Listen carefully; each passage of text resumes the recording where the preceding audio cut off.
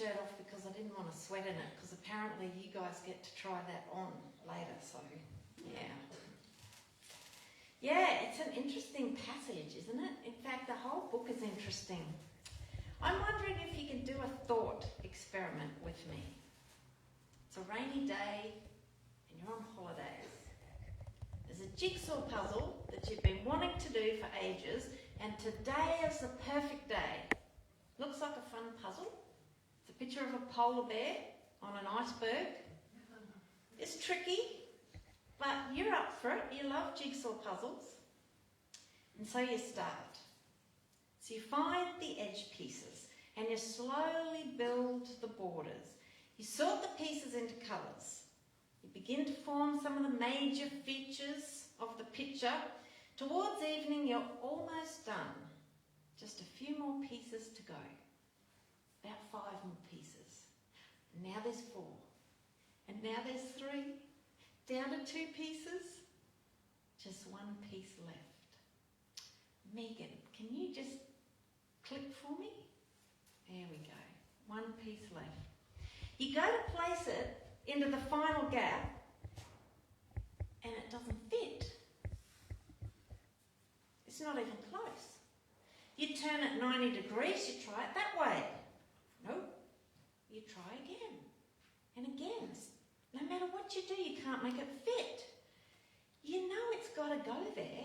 It's the last piece and this is the last hole. It has to fit, but it won't. It just refuses to fit your beautiful picture. You look at it again. You start to realise that actually even the colours on this aren't quite right. Because it should be white, but it's got these little purple spots on it. It's like it's from a completely different puzzle. But you check the back of it, no, it's from this puzzle. You go to bed, you're just so frustrated. Can you feel it? You wake up the next morning and you try again. And do you know what? Nothing's changed while you've been asleep. The puzzle piece still doesn't fit. This doesn't make any sense. Like, this is ridiculous. It's driving you crazy. Have you got that feeling? Like how crazy that would be driving you? Right there, grab hold of that feeling, because that's the key to unlocking Ecclesiastes. Ecclesiastes, the most unbiblical book in the Bible. And just to let you know tonight, a lot of the stuff in this sermon is based on research by Old Testament scholar Tim Mackey. He's the person behind the Bible Project videos, if you've ever come across them. Well, we've been hearing about wisdom now for weeks, right? We've heard from Proverbs that wisdom is woven into the fabric of the universe by God at creation. That wisdom is the moral and social equivalent to the physical laws of the universe, a bit like gravity, except for the social and moral universe. And the trick to a good life, we found out, is to observe the social and moral principles of the universe and then work with them instead of against them. And so we looked at Proverbs, and Proverbs is this collection of these principles that have been gleaned over time by wise people and put into a book so that we can reflect on them and mull over them and see how they can apply to our lives in our unique circumstances. And if you do that, and you do it well, you'll increase the odds of living the best life that you can in your particular circumstances. Because the universe has been set up so that life will go well if you act with wisdom, and not so well if you act with folly. That's where we've been, right? Well, hang on to your hats, because the teacher of Ecclesiastes is about to pull the rug out from under your feet. The teacher, or as the Message translation says, the quester, the one who's on a quest, their words make up most of Ecclesiastes.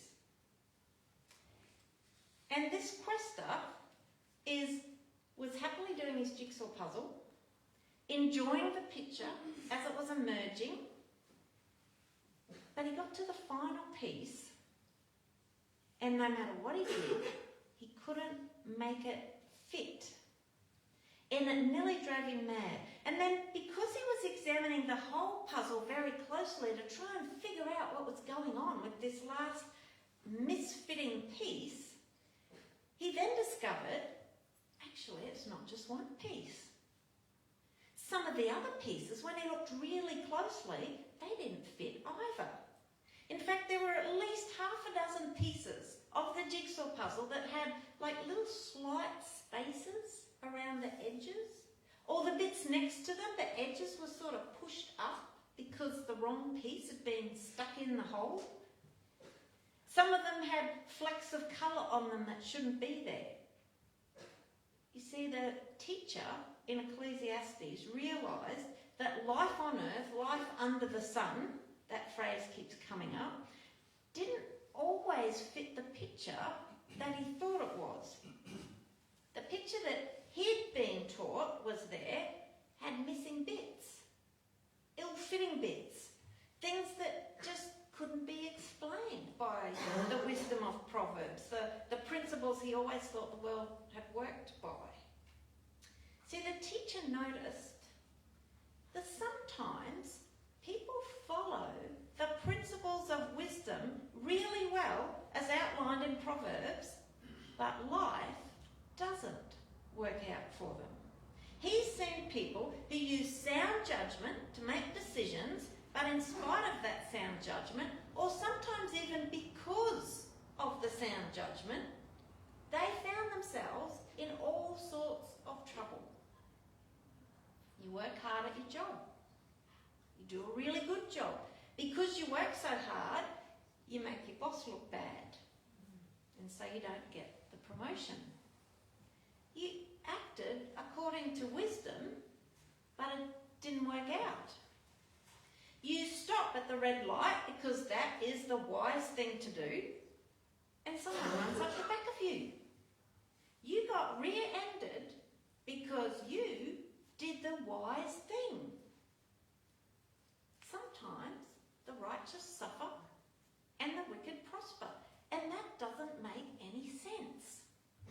It's not how things should be. Bad things should not happen to people who are diligently following the path of wisdom. But sometimes they do. Sometimes wisdom doesn't work. Well, the teacher's response to discovering this is to throw his hands up in the air and state, Hevel, Hevel, everything is Hevel. Tim Mackey explains that this Hebrew word Hevel is literally vapour or smoke. A lot of our English translations translate this term meaningless. But the teacher isn't saying that life is meaningless. He's saying it's like smoke. And if you've seen smoke, think about smoke, it's sort of weird. It's illusionary. It looks substantial. It looks like something solid, doesn't it? When you see it coming up, maybe from your campfire. It looks like you could go and grab it, take hold of it. But when you try it, it slips through your fingers and it's gone. And you're left wondering what happened to it and how can I take hold of it? It's a paradox. It's confusing. It's absurd. Life is going along smoothly. You're dutifully following the path of wisdom, and then suddenly it just all goes wrong. Through no fault of your own, it's ridiculous. It's absurd. It just doesn't make any sense. Smoke, or vapour, is also fleeting. It's here and then it's gone. Like the mist rising on the lake, it disappears as soon as the sun hits it. The teacher realises that as well as our lives sometimes taking absurd turns, our lives are also fleeting. In comparison to the mountains, our lives are here today and gone tomorrow. But with so busy, aren't we? We're busy building cities and monuments. We're rushing here and there. We're trying to make our mark on the world. We're making plans. We're achieving things. We're amassing wealth like little ants, living very busy lives. And then they do that in the shadow of these mountains that just stand there and do nothing. And when the ants are long gone and all their work is just blown away by a bit of wind, the mountains still stand there unmoving. They didn't do a thing. And yet they stand and the ants are gone. Let's just let that sink in. This is not a book for the faint-hearted, is it? Hope you've been having a good day today. So having realised that life is fleeting and sometimes doesn't make any sense, the teacher goes on this long thought experiment. He thinks about all of the things that people do to try to create meaning in their lives. Some of us throw ourselves into work. We stay late, work on the weekends, and sometimes there's a lot of satisfaction in that. But oftentimes there isn't. Sometimes as fast as we solve problems and cross them off our list, new problems appear. And sometimes those crazy hours that you're working, they're not benefiting you, they're benefiting your employer. They're the one getting the money for all your work. You work so hard that you don't enjoy life. And then when you finally slow down and get to retire, maybe you're too old to enjoy life anyway. Some people spend their lives amassing wealth so they can have a nice home and live in an amazing place, buying a better car, getting the latest phone.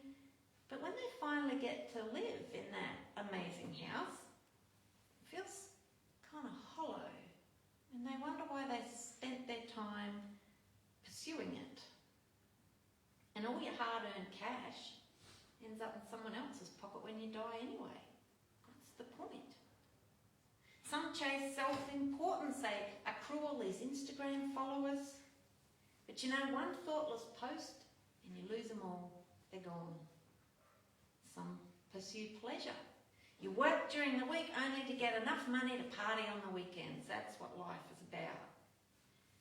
But then you have to work again. And the cycle just repeats itself over and over. An endless cycle of pleasure and then work to pay for it.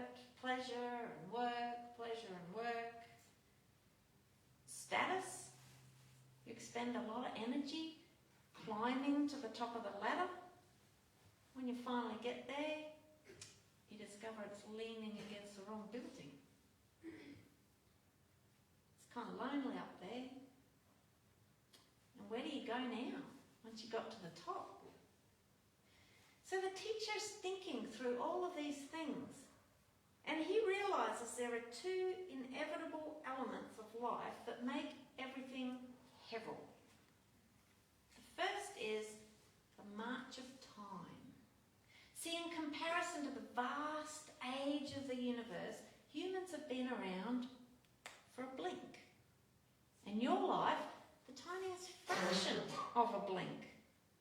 I remember reading this book that asked a whole bunch of biblical scholars to reflect back on their life's work and just make some comment about that. And most of them talked about their work and what they'd contributed to the field. But there was one person whose thoughts really stood out for me. He said, most people expect to leave a legacy, but I expect to be forgotten. And I felt really shocked when I read those words. But I slowly realised the truth in that. Out of all the people who have ever lived, how many do you remember? So the march of time makes life smoke. And the second thing is death. Ultimately, everyone dies. It doesn't matter if you're wise or foolish. It doesn't matter if you're rich or poor, whether you've worked hard or not. die. It's a great leveller. And the teacher reflects on this and asks, well, what's the point? What's the point of trying to be wise or trying to gain wealth or working hard if we're all just going to die anyway? Just wanted to check in with you. How are we all doing right now? Did you come to church hoping to hear something encouraging that you could take out into the week? Something to inspire, something cheery? Why on earth would you ever want to read this book? Like, why? What is the point? What is this book in our Bibles for? Because to get a complete picture of wisdom, we have to read Ecclesiastes alongside of Proverbs. Ecclesiastes and Proverbs, they're not contradictory, they're complementary. And to continue to grow in wisdom, you have to acknowledge the truth of both of those books. Following Lady Wisdom is a wise thing to do, but it doesn't guarantee a trouble-free life. Proverbs helps us to put most of those jigsaw pieces into our puzzle. But there will be pieces missing, things you can't work out. And Ecclesiastes sets us up to accept that. It's kind of like future-proofing, because we know that trouble is going to come. Ecclesiastes answers the question, how do we live in light of the fact that life can be unpredictable and tragedy could strike at any moment? How should we live in light of the fact that living wisely doesn't always work out? And Ecclesiastes offers 3 answers. Can you click again, Megan? I should have a clicker up here, but I can't hear that. The first one is live wisely anyway. It's true. Life generally works out better when you make wise decisions. Decisions of integrity, discernment. It works better than if you make foolish decisions. Life is better when you live with the grain of the universe than against it. Are you coming to give me the clicker? I haven't had any clicks to do. Yeah. So be generous with your wealth. Don't hoard it. Work hard to build something worthwhile that makes a contribution to the world. Make room for rest and for pleasure in your life. Become a person of integrity. Live according to your values. That's the most satisfying way to live. But accept that life will sometimes be absurd. So adjust your expectations accordingly. The photocopier will break down. Don't bank on getting through life without facing tragedy or hardship or difficult relationships or grief, because these things will happen. And they happen to the wise as well as the foolish. You know, life is mostly out of our control. We can control whether we live wisely or not, but we can't control all of the outcomes in life. And the gift that Ecclesiastes gives is that it takes away some of our naivety and it softens the blow just a little bit when we're blindsided by tragedy or difficulty. We shouldn't be surprised when things don't work out, because sometimes they just don't, and there's just no accounting for that. So, what should we do? We should enjoy life while we can, but don't cling too tightly to it. Because given the steady march of time, given that we're all going to die at some point, you may as well make the most of the present moment. This is what the teacher concludes. Value every good thing in life, But don't depend on those things continuing forever. They may not. So enjoy them while they last. They could vanish like smoke at any moment. Enjoy what wealth you have. Make the most of the simple pleasures that come every day. Find what satisfaction you can in your career and in your relationships. But know that all of those things could be fleeting. And do you know there's a strange freedom that comes in coming to terms with the fact that ultimately you have very little control over your life. And so the best thing to do is let go of the illusion of control and just ride that wave and enjoy the wind in your face. And when bad things happen, which they will, take that moment by moment as well. Because those moments are just as much a part of life as the good times. They're just as much a part of life because this is life under the sun. So that's the teaching of the teacher of Ecclesiastes. And there's a lot of wisdom in there, don't you think? Even though it's kind of confronting and bleak and, you know, you might need, I don't know, a strong cup of tea tonight, but there is mud cake out there. So that's coming, and scones too, I believe. But there's one more interesting thing about Ecclesiastes.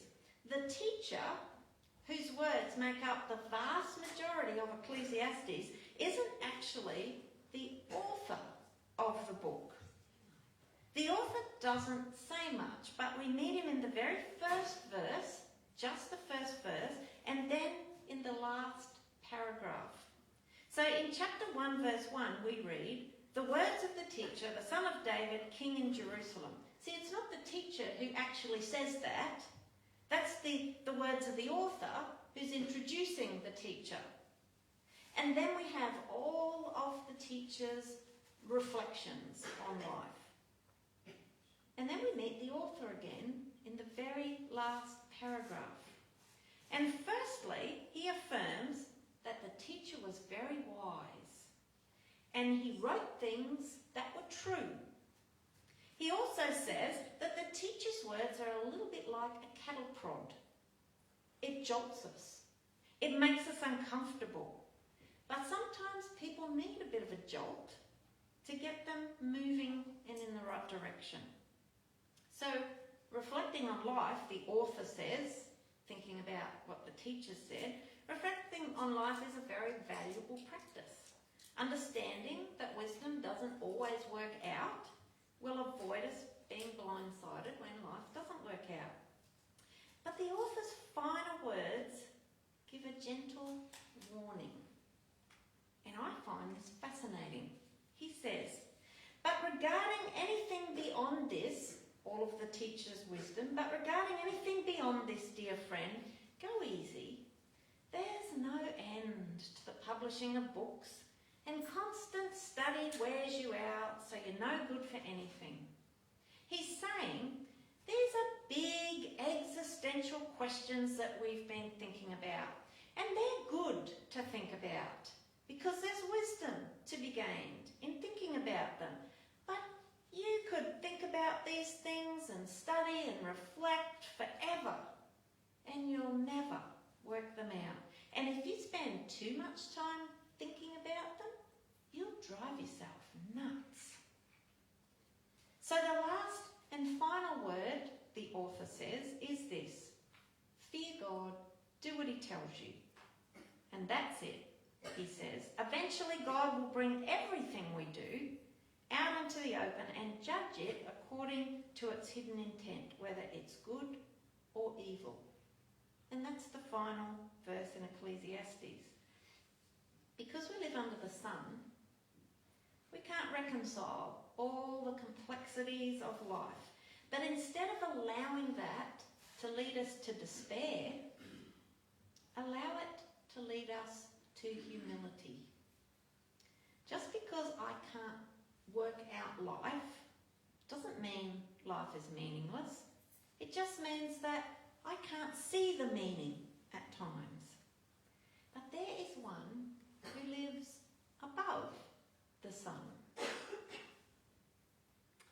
ultimately, we're asked to trust in Him. Amen.